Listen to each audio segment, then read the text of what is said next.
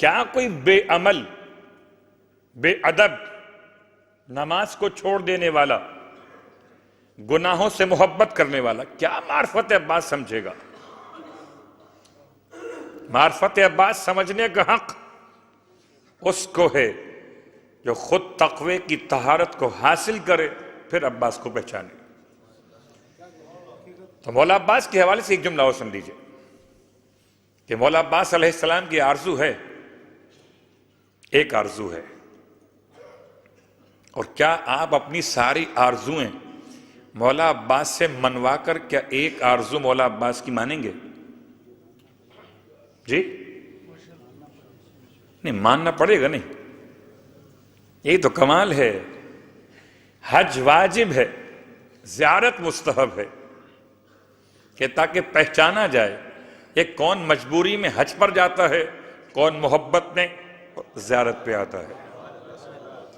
حج واجب ہے، زیارت واجب نہیں ہے۔ ٹھیک ہے، اہمیت کے لحاظ سے واجب کہا جا سکتا ہے، لیکن فقہی اعتبار سے واجب نہیں ہے۔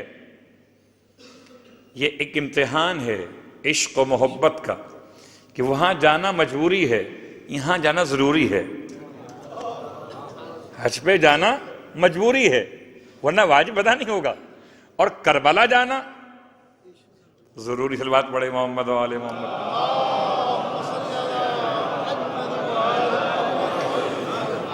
اب مجمع کا خاموش ہو جانا عجیب سی بات ہے کہ بہرحال میں نے پوچھا کہ آپ نے ساری تمنائیں مولا عباس سے منوانی ہیں، آرزویں، ایک آرزو مولا عباس کی بھی مانیں گے؟ اور یہ ان لوگوں سے ہے کہ جنہیں کبھی زندگی میں کربلا کی زیارت نصیب ہو جائے، یہ ان لوگوں سے ہے جنہیں زندگی میں کبھی کربلا کی زیارت نصیب ہو جائے۔ فرماتے ہیں میں اور کچھ نہیں چاہتا، میں چاہتا ہوں کہ تم روضہ سرکار سید الشہداء پر جا کر عباس کی طرف سے زیارت پڑھ لینا۔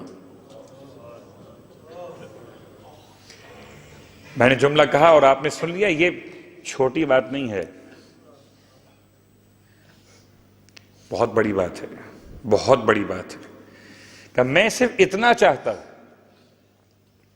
کہ میرے آقا کو سلام کرنے کے لیے کوئی جائے اور جا کر سرکار سید الشہداء کو سلام پیش کرے اور کہے یہ سلام مولا عباس کی طرف سے پیش کرتا ہوں، اس لیے کہ زیارت حسین سے عشق کی حد تک محبت تھی مولا عباس کو۔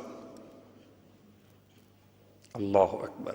جس کی آنکھ کھلے تو حسین، آنکھ بند ہو تو حسین، وہ کیوں نہ چاہے گا زیارت حسین؟ تو اب جس کو بھی خدا کربلا بلائے، بلکہ میں آپ کے ساتھ شیئر کر لیتا ہوں، میں نے کل خود اس کیفیت کو یاد کرتے ہوئے دعا مانگی تھی کہ اسباب نہیں ہوتے، کہاں سے آئیں گے پیسے؟ ویزے کا مسئلہ ہے اور دیگر مسائل ہیں۔ میں نے ایک منت مانی کہ مولا عباس اگر آپ چاہتے ہیں کہ آپ کی طرف سے آپ کے آقا کو سلام پیش کیا جائے، بلوا لیں، ٹھیک؟